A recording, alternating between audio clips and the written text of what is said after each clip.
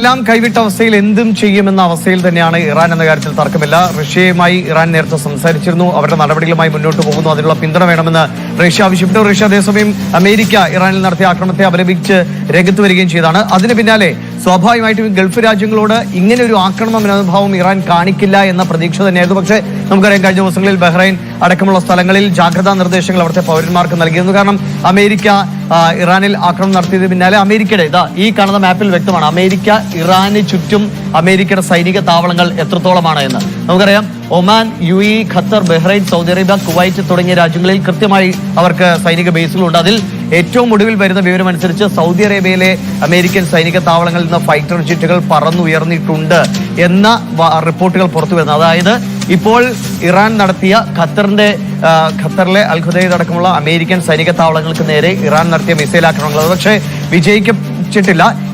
ഈ കാണുന്ന എല്ലാ സൈനിക താവളങ്ങളും കൃത്യമായ എയർ ഡിഫൻസ് സംവിധാനങ്ങൾ അമേരിക്ക ഉപയോഗിക്കുന്നുണ്ട്. അതുകൊണ്ട് തന്നെ എളുപ്പത്തിൽ അങ്ങനെ അമേരിക്കൻ കേന്ദ്രങ്ങൾക്ക് നേരെ ഒരു ആക്രമണം നടത്താൻ ഇറാന് കഴിയില്ല. ഒപ്പം തന്നെ ഏറ്റവും പ്രധാനപ്പെട്ട കാര്യം, ഖത്തർ ഭരണാധികാരിയുടെ കൃത്യമായ മുന്നറിയിപ്പ് വന്നു കഴിഞ്ഞു. കാരണം ഖത്തറിന്റെ എയർ സ്പേസ് ഉപയോഗിച്ച് ഖത്തറിലാണ് അമേരിക്കൻ സൈനിക താവളത്തിനെതിരെയാണ് ആക്രമണമെങ്കിലും അത് സ്ഥിതി ചെയ്യുന്നത് ഖത്തറിന്റെ പരമാധികാര പരിധിക്കുള്ളിലാണ് അമേരിക്കൻ സൈനിക താവളങ്ങൾ സ്ഥിതി ചെയ്യുന്നത്.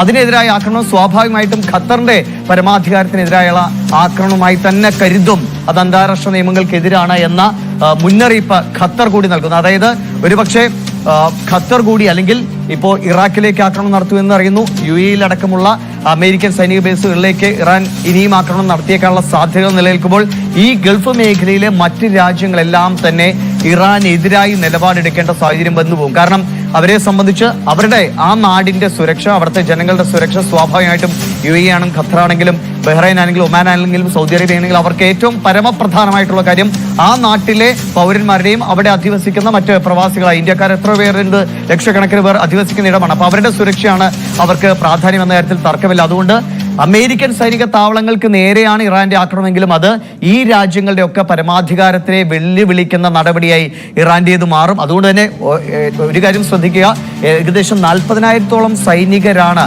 ഈ 19 ഇടങ്ങളിലായി ഇറാഖിന് ചുറ്റുമുള്ള മറ്റ് രാജ്യങ്ങളായി അമേരിക്കൻ സൈനിക താവളങ്ങളുള്ളത്. അവിടെയെല്ലാം ഏറ്റവും അത്യാധുനിക സംവിധാനങ്ങൾ, അത് ഫൈറ്റർ ജെറ്റുകളാകട്ടെ, അല്ലെങ്കിൽ എയർ ഡിഫൻസ് സിസ്റ്റം ആകട്ടെ, മിസൈൽ സംവിധാനമാകട്ടെ, അതെല്ലാം നമുക്കറിയാം. എന്തൊക്കെ പറഞ്ഞാലും അമേരിക്കയുടെ സൈനിക ശക്തി അത് മറ്റൊരു രാജ്യങ്ങൾക്കും അവകാശപ്പെടാനാകാത്ത കരുത്ത് തന്നെയാണ്. അതിൽ യാതൊരു തർക്കവുമില്ല. അത്രയും സംവിധാനങ്ങൾ ഇതിന് ചുറ്റും വിന്യസിച്ചുകൊണ്ടാണ് അമേരിക്ക നിൽക്കുന്നത്. സ്വാഭാവികമായിട്ടും B-2 സ്പിരിറ്റ് ഉപയോഗിച്ചുള്ള അമേരിക്കയുടെ ബങ്കർ ബസ്റ്റർ ബോംബുകൾ തകർത്തെറിഞ്ഞ ഫോർദോ അടക്കമുള്ള കാര്യങ്ങളിൽ ആ ആക്രമണത്തിന് പിന്നാലെ സ്വാഭാവികമായിട്ടും ഇറാന്റെ ഭാഗത്തുനിന്നുള്ള തിരിച്ചടി